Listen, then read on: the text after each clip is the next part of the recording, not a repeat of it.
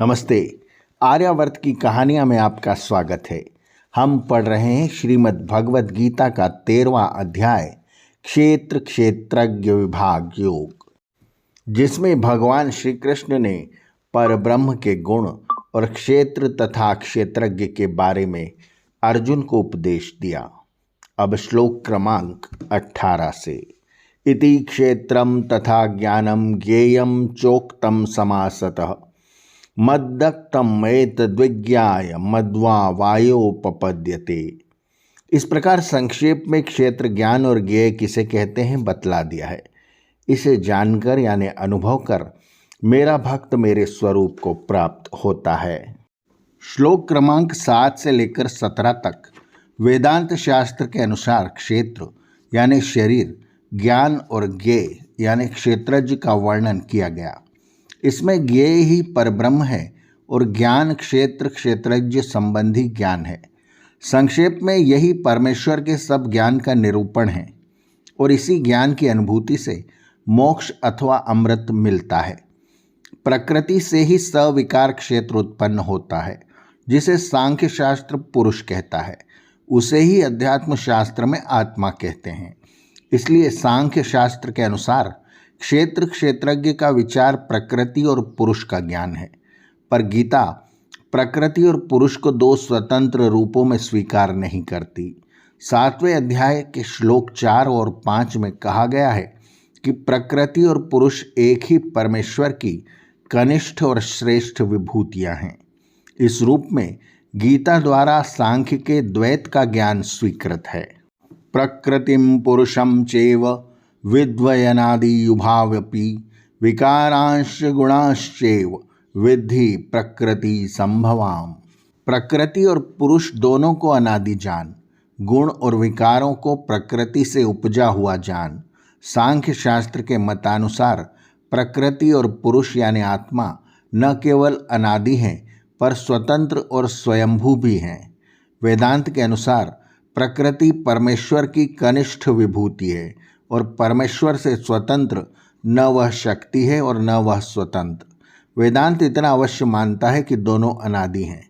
पुरुष भी परमेश्वर की श्रेष्ठ विभूति है।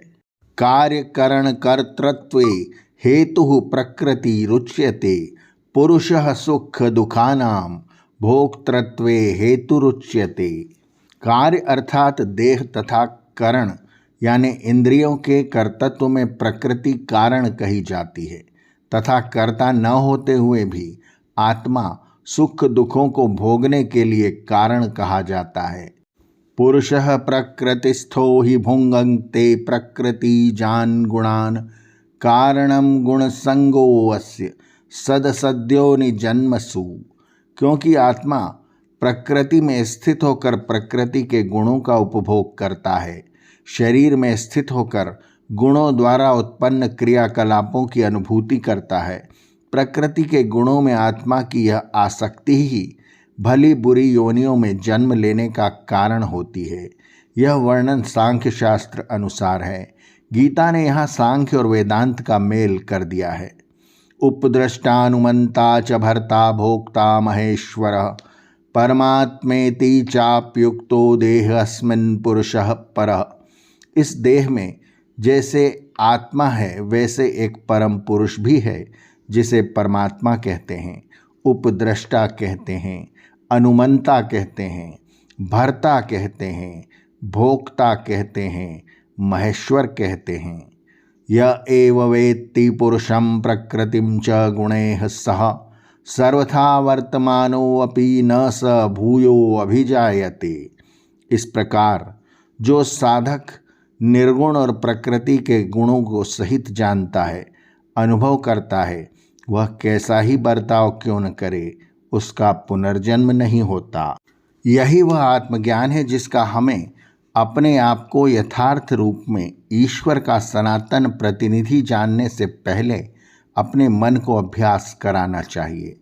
जब यह ज्ञान मन में स्थिर हो जाता है तो हमारे भीतर का पुरुष प्रकृति के साथ अपने संबंधों में बाह्य रूप से चाहे जैसा भी बर्ताव क्यों न करे, वह चाहे जैसा कर्म करता क्यों न प्रतीत हो, यह ध्यान रहे, चाहे जैसे का अर्थ निषिद्ध कर्म भी योगी कर सकता है ऐसा कदापि नहीं है, अथवा चाहे जैसा व्यक्तित्व एवं सक्रिय शक्ति और संदेह अहम भाव क्यों न धारण करता प्रतीत हो, वह स्वयं मुक्त रहता है। आर्यवर्त की कहानियां के अगले अंक में भी जारी रहेगा। श्रीमद् भगवद गीता का 13वां अध्याय क्षेत्र क्षेत्रज्ञ विभाग योग।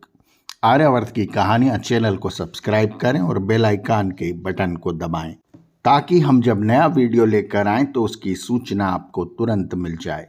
धन्यवाद। नमस्ते।